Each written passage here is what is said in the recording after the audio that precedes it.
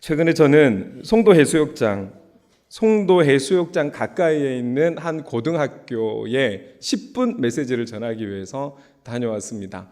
작년부터 해서 가끔 한 번씩 불러주시더라고요. 거기가 의미가 있는 것은 학교에 교목 목사님이 계세요. 근데 이제 그렇다고 해서 또 미션 스쿨이라고 완전히 드러내놓은 학교는 아니지만 종교 시간이 있고 또 이 목사님을 통해서 점심시간에 자원하는 학생들만 따로 모여서 월요일마다 예배를 드려요.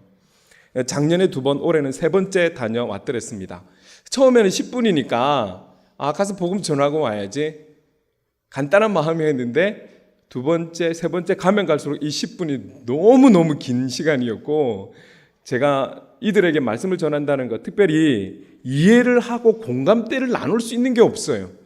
저는 목사이고 그들의 대부분은 믿지 않는 학생들이기 때문에 그래서 이걸 어떻게 해서 이거를 전해야 될까 엄청 시간을 많이 투자하고 고민을 했더랬습니다. 많이 오게 될 때는 한 120명, 복도에까지 막 이렇게 서서 그리고 적게 올 때는 이번같이 한 20명. 그래서 고신대학교에 그 자원봉사하는 친구들이 찬양을 한 10분, 12분 정도 하면 제가 나가서 한 10분, 12분 정도 또 말씀을 전하게 되고 이제 교문 목사님께서 광고를 하고 그다음에 가장 중요한 것, 밥버거 이런 거 먹는 시간 먹고 이제 학생들은 또 수업 들어가는 거예요.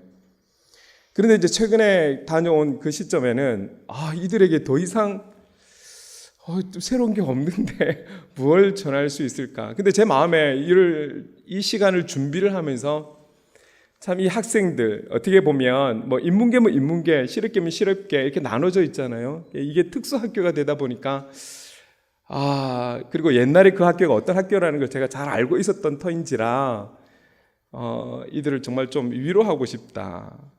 그냥 이 마음이 있었어요. 그런데 그 위로도 우리가 예수님의 이름으로 위로를 하면 되는데 뭔가 저들과 같이 나눌 수 있는 부분에서 좀 위로할 수 있는 것이 없을까? 저들이 듣고 이해할 수 있는 위로를 좀 전할 수 있는 것이 없을까?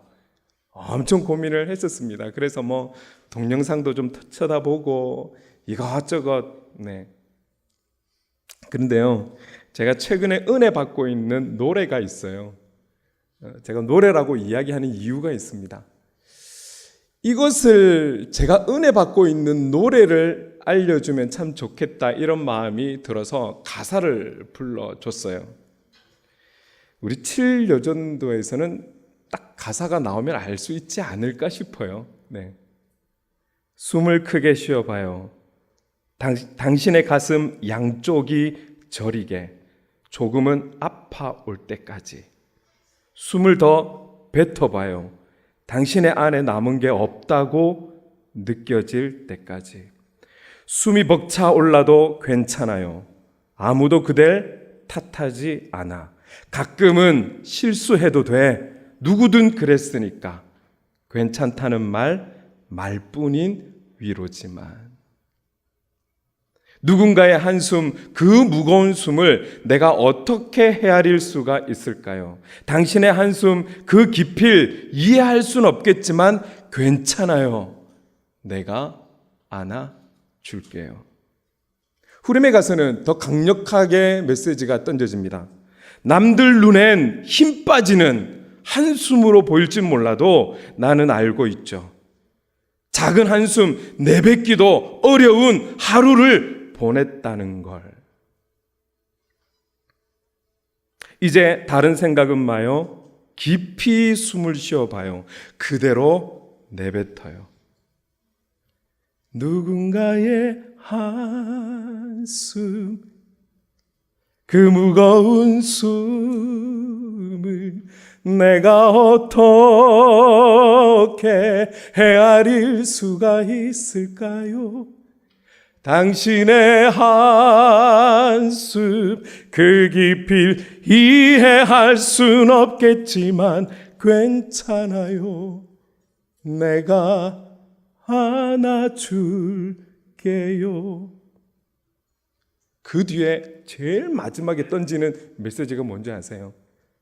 정말 수고했어요. 저는 사실 이 가사를 보고 충격을 받았어요. 가요잖아요. 가요잖아요, 여러분. 한때 유행했다라는 걸 잘 몰랐었어요. 어느 날 어느 순간에 음악을 듣다가 이 곡을 접했는데 저희 아이들은 다 알더라고요. 아빠가 어떻게 알아? 한숨 어떻게 알아?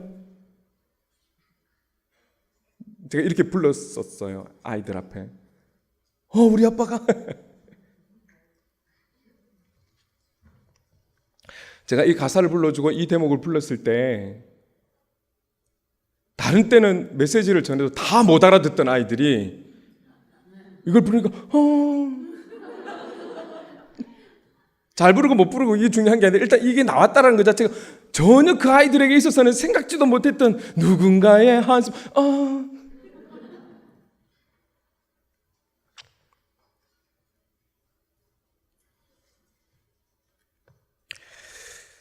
여러분들의 한숨, 그 한숨을 다 알고 있고 이해하고 있고 정말 여러분들을 가슴으로 안아주기를 원하고 당신들을 수고했다라고 참 위로를 주실 수 있는 분이 있다. 그분이 예수님이셔. 이렇게 말 안 했어요. 이렇게 말을 안 하고 노래로 시작했기 때문에 노래로 끝맺었어요. 그게 나의 안에 거하라라는 찬양입니다. 제가 조금 전에 이렇게 말씀드렸던 한숨을 생각하고 여러분 이 PPT 준비되셨죠? 우리 같이 한번 나의 안에 거하라 한번 불러보시겠습니까? 한 번만 쭉 불러볼게요. 같이. 나의 안에 거하라 나는 내 하나님이니 모든 환난 가운데 너를 지키는 자라 두려워하지 말라 내가 널 도와주리니 놀라지 말라 내 손 잡아주리라 내가 너를 지명하여 불렀나니 내가 너를 지명하여 불렀나니 너는 내 것이라 내 것이라 너의 하나님이라 내가 너를 보배롭고 존귀하게 여기노라 너를 사랑하는 내 여호와라 내가 너를 지명하여 불렀나니 내가 너를 지명하여 불렀나니 너는 내 것이라 내 것이라 너의 하나님이라 내가 너를 보배롭고 존귀하게 여기노라 너를 사랑하는 내 여호와라. 오늘 저와 여러분에게 말씀하시는 음성인 줄로 믿습니다. 이렇게 해서 설교를 끝냈어요. 10분 간단하죠. 이 10분을 위해서 얼마나 많은 시간을 투자를 했는지 몰라요. 그런데 결과는 다른 데서 나왔습니다. 마치고 나서 교목 목사님 그리고 거기 밥버거를 준비해 주신 교회 집사님들이 울먹울먹거리면서 목사님 감사해요. 해도 열매가 안 맺어지는 이 일을 언제까지 해야 될까요? 라는 고민이 있었던 거예요. 계속 학교에서는 교목 목사님에게 이런 시간을 가진다라고 다른 선생님들, 믿지 않는 선생님들에게 자꾸 뭔가가 이렇게 푸시가 되어지는 것 같고 입술이 다 부르텄더라고요. 이 시간에 대해서 아이들이 적게 나온 것에 대한 어떤 마음의 아픔 그리고 좀 평범하지 못한 아이들이 많기 때문에 이 아이들이 좀 위로가 되었으면 좋겠고 그리스도의 사랑으로 그들이 바로 섰으면 좋겠고 근데 뭔가 자기가 할 수 있는 부분이 너무나 한계가 있고 적게 자꾸 모이니까 여기에 대한 아쉬움과 자기의 잘못과 계속 해야 될지 말아야 될지에 대한 갈등, 고민 그래서 지쳐 있었던 상태에서 오히려 위로가 되었습니다. 다시 힘을 내겠습니다. 이런 문자들을 막 주시더라고요. 저는 아이들을 위해서 준비했는데 또 하나님은 모르겠습니다. 그 아이들은 어떤 반응인지. 그러나 선생님들의 그 마음과 교목 목사님의 마음에 큰 위로를 하나님께서 주신 것 같아요. 여러분, 사실은 제가 이 곡으로 위로를 받았어요. 조금 전에 가사를 말씀드렸지만 다른 내용도 그렇지만요. 개척교회라는 교회에서 하나님 문지기가 되겠습니다. 제가 할 수 있는 게 없다라면, 할 수 있는 상황도 아니고 환경도 아니고 여건도 아니지만 제가 여기서 할 수 있는 거라면 문지기 될게요. 문 열고 문 닫고.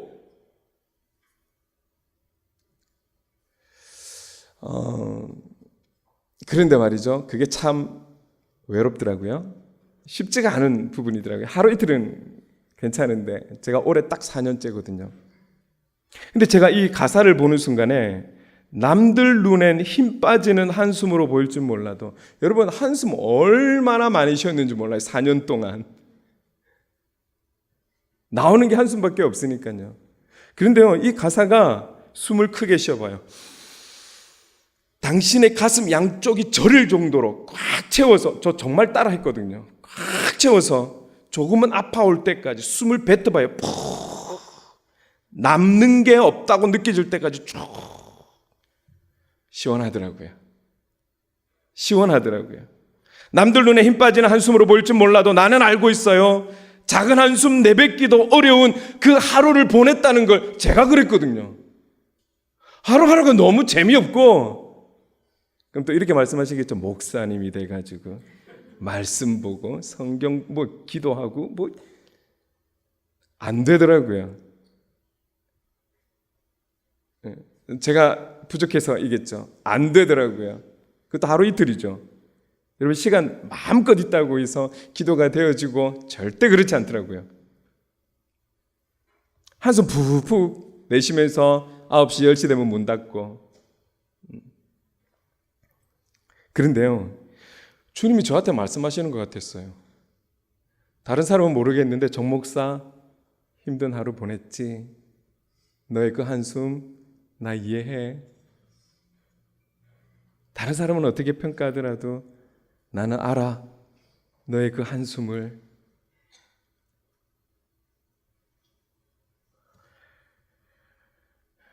그 깊이를 이해할 수는 없겠지만 괜찮아요. 내가 안아줄게요 하는데 저 가슴을 찌르는 줄 알았어요. 제 아내도 모를 거야. 저는 이렇게 하고 있었거든요. 내 안에 있는 남편이 돼가지고 남자가 돼가지고 찌질하게 보이기는 싫고, 그 혼자 갖고 있었던 그 부분들, 그 마음의 깊이의 한숨들. 근데 주님이 저에게 나 그거 이해해. 나 헤아릴 수 있어. 괜찮아. 실수해도 돼. 내가 안아줄게. 막 가슴을 찌르는 줄 알았어요. 그리고 제 감정이 폭발했을 때가 언제냐면, 정 목사 오늘 하루 정말 수고했어.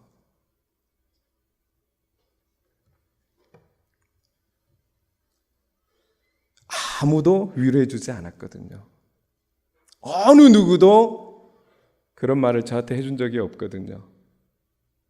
근데 제 안에 그 말을 듣고 싶었었나 봐요. 정 목사 오늘 하루 이 자리에서 정말 수고했어. 주체할 수가 없는 은혜를 가요를 통해서 받았습니다. 여러분, 그런데 이 곡을 만든 청년이 말이죠, 작년 12월에 자살을 했어요. 그가 자살을 하고 장례를 치르는 사진들을 몇 컷을 보면서 장례 예식이 기독교 예식이었다라는 것을 제가 알게 되었죠. 십자가 모양도 있고요. 이 친구가, 제가 이제 여러 가지 기사들을 보면서 너무나 많이 힘들었고 심적 부담을 가졌고 우울했고 사람들에게 위로를 받고 음악의 위로를 받기를 했지만 그 모든 것은 잠깐의 위로였다라는 거예요. 자기가 해결할 수 없으니까 결국은 목숨을 끄는 거죠. 딱 1년 정도 된 것 같네요. 제가 마음으로는 그랬어요. 저 혼자 조금만 더 주님께로 갔더라면. 그의 집안은 기독교인 것 같은데 그의 신앙은 어떤지 모르겠지만 조금만 더 그의 마음을 어딘가 위로해 주지 못하고 감싸줄 수 없고 이해할 수 없는 그런 상황이지만 주님께 조금만 한 걸음 더 내딛었다면 천재적인 이 뮤지션이 죽지는 자살은 안 했을 텐데.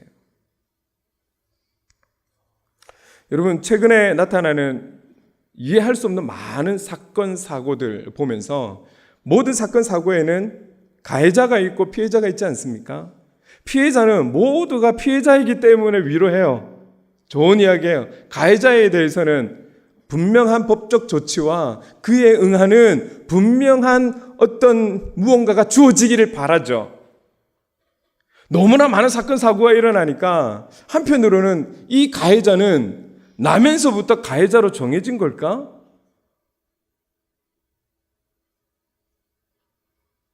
가해자이기 때문에 가해자일 수밖에 없는 걸까?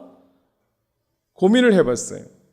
그리고 여러 가지 자료들을 한번 찾아봤어요. 여러분, 이 가해자들의 여러 가지 시대적인 상황, 사회적인 어떤 상황, 자기 가정 안에서의 상황, 개인적인 여러 가지의 상황, 친구들 관계, 학교 생활, 공동체 생활, 그리고 정신적인 문제까지 들어갔을 때 모두가 문제가 있더라는 거예요. 여러분, 그들은 무조건 가해자일까요? 돌이켜 한번 생각해 보면 그들도 혹 피해자는 아닐까요? 시대적인 피해자. 따돌림 하는 이들에게서 피해자. 가정적인 여러 가지 상처와 아픔 속에서의 피해자. 복음을 듣지 못한 피해자.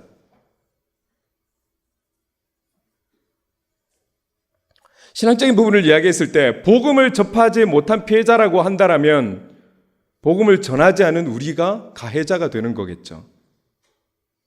800만이라고 하는 성도들이 각각의 처소에서 삶을 다 살고 있는데 그 속에서 그리스도의 향기를 바라면서 살고 복음을 전하면서 살고 정직하고 바르고 건강하게 성실하게 그리스도의 향기를 나타내며 그 이름을 자랑하며 드러내며 살았더라면 죽으려고 했던 자들이 죽지 않고 죽으려고 했던 자들이 새 생명을 얻고 그 영혼들이 또 다른 누군가를 살리는 이런 역사가 일어나지 않았을까요? 가해자라고 우리가 손가락질할 수 있는 자격이 있을까요? 모두가 피해자다. 모두가 피해자인 것 같다. 이런 마음이 제 안에 드는 거예요.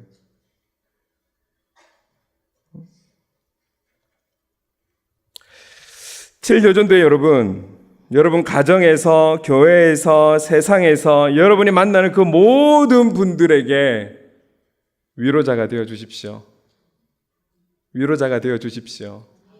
그 위로자가 된다라고 해서 특별한 일을 하고 그것이 아니라 내 삶의 처소에서 쉽지는 않겠지만 들어주고 격려해주고 칭찬해주고 위로해주고 동성끼리는 따뜻하게 손도 잡아주고 또다 끓여주고 기도해 주시고 그때에 하나님께서 뜻이 있어서 나와 관계 맺게 한 모든 사람들 중에 누군가가 위로가 되어서 죽음에서 생명으로 새 힘을 얻고 하나님께로 돌아오는 이런 놀라운 역사들이 일어나지 않겠습니까?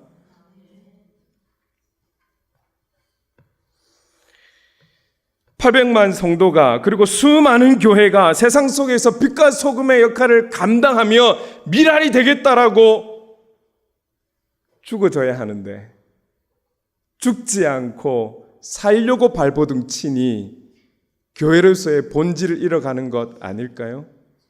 삶의 처소에서 우리가 미랄이 되어서 그 공동체 속에서 죽어져야 되는데 살아남고 더 좋은 어떤 유익을 얻고 나의 욕심이 생기고 야망이 생기고 그리스도인의 삶의 변질이 있으니까 그 공동체가 변하지 않는 것 아닐까요? 그러니 죽지 않으려고 발버둥치니 세상에 영향력을 줄 수 없는 그런 현실이 되어버렸습니다. 우리 주위에는 드러나지 않게 말이죠, 건강하고 바르고 정말 한 영혼을 위해서 끝까지 십자가 내원을 꺼트리지 아니하고 지켜가고 유지해가고 견디어가는 수많은 교회들이 있습니다. 칭찬받아 마땅한 많은 교회들도 있습니다. 그러나 이렇게 쏟아져 나오는 기독교의 소식들이 우리를 지치게 하고 힘 빠지게 하고 복음의 문을 닫고 있는 것이죠. 지금 우리가 살아가는 이 땅, 정치, 경제, 사회, 문화, 교육, 언론 어디를 봐도 여러분 소망이 있게 보이십니까? 오히려 지금 우리는 이런 평가를 받고 있죠. 우물안 개구리처럼. 우리나라를 제외한 모든 해외에서는 우리를 불쌍하게 보고 위험하게 보고 있는데 우리만 몰라요. 왜 그런 것입니까? 둔해져서일까요? 몰라서일까요? 믿음이 너무 좋아서일까요? 힘들다, 어렵다, 죽겠다, 빨갱이 자꾸 이런 소리나 하고, 이렇게 소망을 볼 수 없는 이 땅의 현실과 갈 길을 잃은 이 땅의 교회와 성도들의 삶에 필요한 것이 있습니다. 그것은 바로 회복이라는 거죠. 회복. 교회가 교회다움의 회복, 그리스도인이 그리스도인다움의 회복이 있어야 할 줄로 믿습니다. 그럴 때에 세상도 변화될 줄로 믿습니다. 여러분, 오늘 우리가 가진 모든 기도 제목들, 또 우리 각자가 가지고 있는 모든 기도 제목들에 대한 구체적인 응답, 방법, 오늘 본문에 제시하고 있습니다. 우리가 그리스도인으로서 정말 우리가 그런 회복을 위해서 할 수 있는 것이 정말 무엇이라고 생각을 하세요? 우리가 할 수 있는 것, 내가 할 수 있는 것, 어떤 것이라고 생각하세요? 지치지 않고, 포기하지 않고, 절망하지 않고 할 수 있는, 우리가 할 수 있는, 내가 할 수 있는 것. 제가 오늘 본문을 한 번 더 읽어보겠습니다. 믿음의 주여 또 온전하게 하시는 이인 예수를 바라보자. 그는 그 앞에 있는 기쁨을 위하여 십자가를 참으사 부끄러움을 개의치 아니하시더니 하나님 보좌 우편에 앉으셨느니라. 조금 더 구체적으로 이 구절에서 의미하는 것을 한번 찾아볼게요. 믿음의 주여 또 온전하게 하시는 이인 예수를 바라보자. 어떤 말씀입니까? 이 말씀은 믿음의 근원자요, 믿음의 완성자가 되신 예수 그리스도, 그분께 우리의 시선을 항상, 늘, 언제나 지속적으로 주목하자라는 것입니다. 나의 어떠한 상황과는 상관없이 늘 언제나 그분을 주목하자라는 그런 의미가 됩니다. 그는 그 앞에 있는 기쁨을 위하여 십자가를 참으사 부끄러움을 개의치 아니하시더니. 이 그 앞에 있는 기쁨이라는 게 어떤 기쁨일까요? 우리는 크게 두 가지를 생각할 수 있을 거예요. 땅의 기름진 복, 땅에서 얻을 수 있는 기쁨, 그리고 위로부터 얻을 수 있는 기쁨, 신령한 복. 오늘 여기서 말씀하시는 부분은 어떤 것일까요? 땅의 것을 놓고 이야기하지 않았을 거예요. 신령한 영적인 복, 그 복 앞에 지금 현재 놓인 모든 수치들, 부끄러움들, 그 모든 십자가 사건 개의치 않고 인내하셨다라는 것이잖아요. 여러분, 이 땅의 것을 만족하며 살아가는 것이 아니라 위의 것을 바라보며 살아가는 우리가 되기를 소망합니다. 그러면 땅의 것은 따라오게 되어 있어요. 하나님 보좌 우편에 앉으셨느니라. 하나님 보좌 우편에 앉으셨느니라. 십자가의 수치로 끝났다라면 우리 이 자리에 있을 필요 없어요. 왜 있어야 돼요? 십자가의 수치로 끝이 났는데 우리의 인생도 십자가의 수치로 끝나면 안 되잖아요. 부활과 승천의 사건을 통해서 예수 그리스도는 영원한 승리자이다. 이것을 우리에게 말씀하시는 것이죠. 믿음의 주에 온전케 하시는 이인 예수를 바라보는 것은 그분의 승리가 나의 승리다, 우리의 승리다, 이것 아닙니까? 이 승리를 이루며 살아갈 수 있는 승리자 될 수 있기를 소망합니다. 그렇다면 주님 우리를 부르시는 그날까지 예수님을 바라보아야 하는데 말은 쉽지 않습니까? 말은 쉽죠. 얼마나 어렵습니까? 늘 그분만을 어떻게 바라보며 현실이라는 것이 있는데 여기서 몇 가지를 한번 묵상해 보았습니다. 먼저는 말씀이에요. 우리는 말씀을 통해서 그분을 바라볼 수 있고 그분을 만날 수 있습니다. 요한복음 1장 1절에서 3절까지 말씀을 보면 태초에 말씀이 계시니라. 이 말씀이 하나님과 함께 계셨으니 이 말씀은 곧 하나님이시니라. 그가 태초에 하나님과 함께 계셨고 만물이 그로 말미암아 지은 바 되었으니 지은 것이 하나도 그가 없이는 된 것이 없느니라. 예수님은 말씀이시고 말씀은 예수님이십니다. 이 말씀을 통해 우리는 주님을 바라볼 수 있다라는 것이죠. 시편 1편을 통해서 우리가 잘 알고 있지 않습니까? 말씀을 주야로 묵상하는 자. 여러분 말씀을 주야로 묵상한다라는 것 조금 더 우리가 가까이 느낄 수 있는 표현을 한다라면 이것 아닐까요? 말씀을 주야로 묵상한다. 사실 이것만 들어도 좀 부담스럽지 않나요? 부담스럽죠. 조금 더 편하게 우리가 와닿는 표현을 한다라면 말씀 되신 예수님과 동행하는 삶, 동행하는 자 이렇게 표현할 수 있지 않겠습니까? 말씀을 주야로 묵상하는 자, 말씀 되신 예수님께 우리의 시선을 고정하여서 주목하는 자, 그를 향해서 복 있는 자, 이것을 다르게 표현하면 행복한 자다라고 다른 번역본에서 번역하고 있습니다. 주님과 함께 할 때, 주님을 바라볼 때, 그분과 늘 동행할 때 우리는 이 땅에서 행복한 자로 살아갈 수 있음을 믿으시기 바랍니다.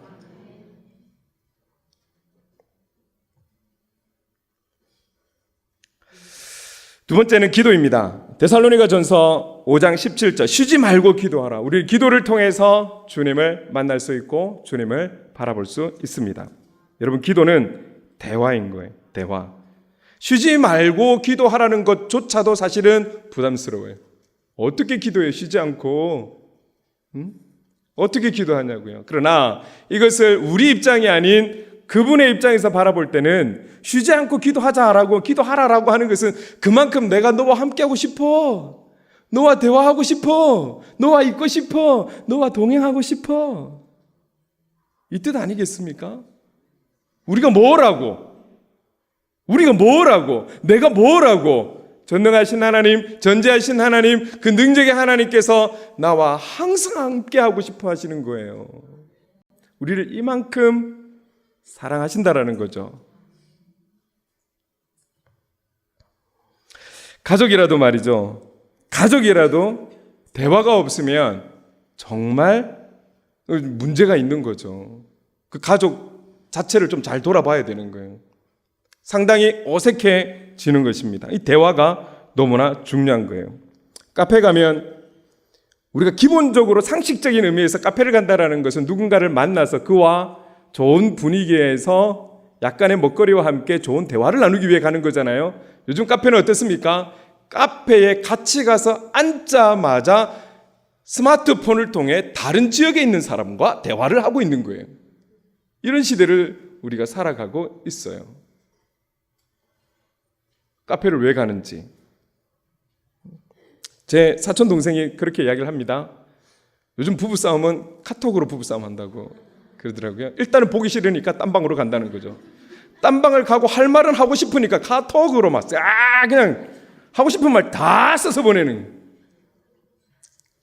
그래갖고 답장 없으면 또 답장 안 한다고 막. 확인했다 안 했다도 볼 수 있잖아요. 왜 확인 안 하냐고 막.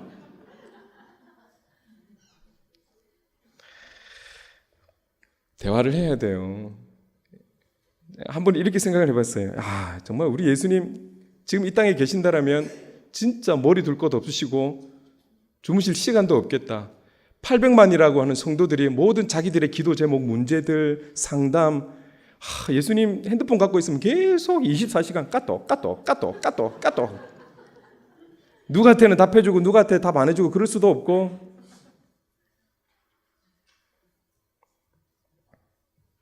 여러분 저는 지금 이때가 다시금 부르짖음이 회복이 돼야 될 때라고 믿습니다.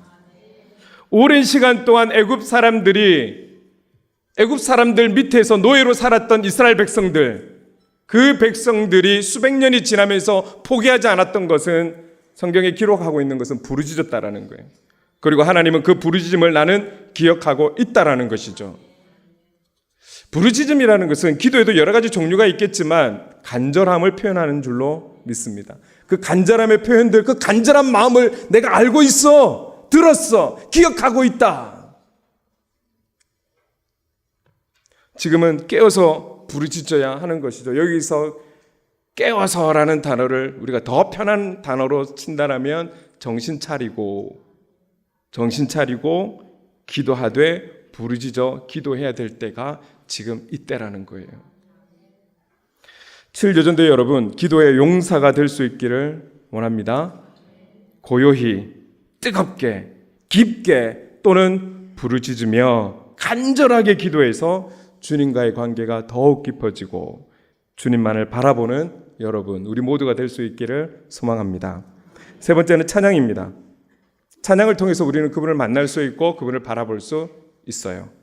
시편 150편 6절, 호흡이 있는 자마다 여호와를 찬양할지어다. 할렐루야. 찬양은 선택이 아니에요. 명령입니다. 찬양은 선율이 있는 기도이기도 하고, 찬양은 우리의 삶의 근본적인 목적입니다. 이사야 43장 21절, 이 백성은 내가 나를 위하여 지었나니 나를 찬송하게 하려 함이니라. 우리가 이 땅에 존재함은 우리의 삶의 터전에서 주님의 높고 위대하심을 찬양하는 것이 목적이 되는 줄로 믿습니다. 이것이 예배 아니겠습니까? 하나님을 아는 사람이 없는 공동체, 직장, 사업터에서, 그러나 믿는 내가 있음으로 말미암아 그 자리에서 주님을 찬양하는 그 순간이 예배의 순간이 아니겠냐 말입니다. 아무도 예배하지 않는 그곳에서, 여러분 이 노래 한다라고 해서 뭐 광야에 가서나 뭐 이렇게 예배 드리는 게 그런 예배자를 이야기하는 거 아니에요. 가정, 직장, 학교 어디든 내가 발을 딛고 서 있는 그곳에서 나의 마음을 다해 내가 표현할 수 있는 어떠함을 통해 그분을 높여드리는 그 자리가 예배의 자리가 되는 줄로 믿습니다. 그렇게 살아가야 하는 것이죠. 어떤 분들은 찬양이 일부 주어진 직분자들이나 역할을 해야 되는 자들만의 소유물처럼 생각하시는 부분이 있어요. 아닙니다.